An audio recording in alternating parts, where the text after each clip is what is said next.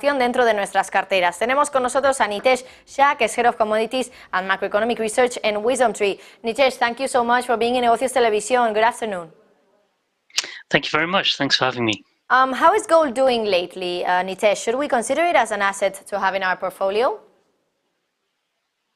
Yeah, so gold is doing very well, all things considered.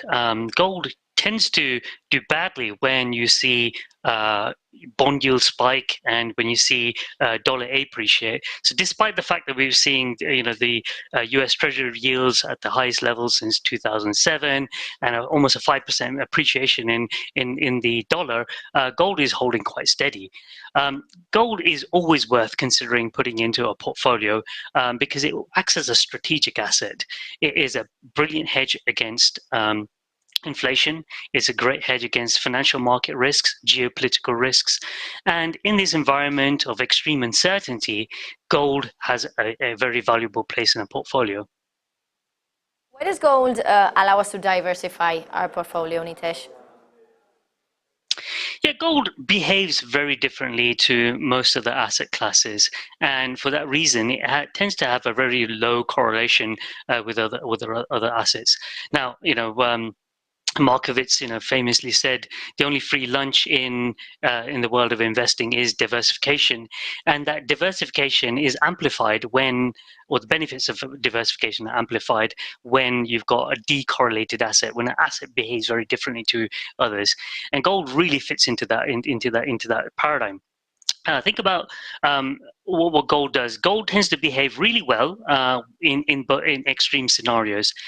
When things aren't going so well from an economic standpoint, from an economic standpoint or a financial standpoint, gold tends to perform really strongly. But also gold performs very strongly in environments where you've got high inflation. Now, high inflation is often coupled with strong economic outcomes, because when you've got a strong economy, as a byproduct of that, you often have inflation.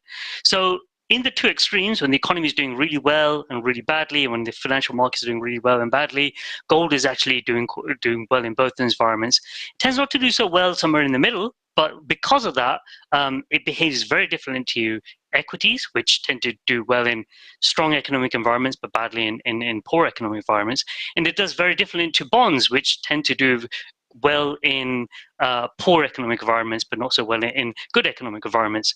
That differentiated behavior is extremely strong.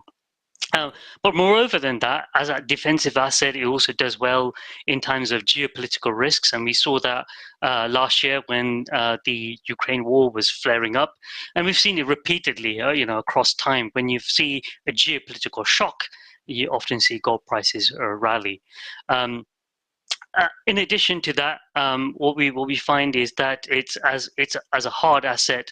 It's not something that can be easily debased like many other currencies.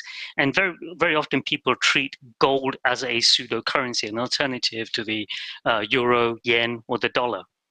For all those reasons, gold is worth considering as a separate asset class in a portfolio.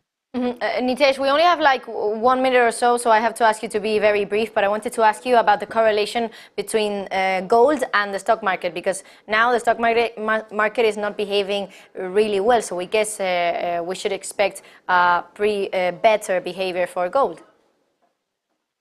Yes, in normal circumstances, gold tends to perform well in times when the equity market isn't performing. Right now, it's got some unusual headwinds with the dollar appreciating and treasury yields rising. But against that, I think gold prices would likely to be a very strong hedge against equity market disappointment. Nitesh Shah, Head of Commodities and Macroeconomic Research in Wisdomtree, thank you so much. It's been a pleasure to have you here in Negocios Televisión. You're most welcome. Thank you. Have a good afternoon, Nitesh.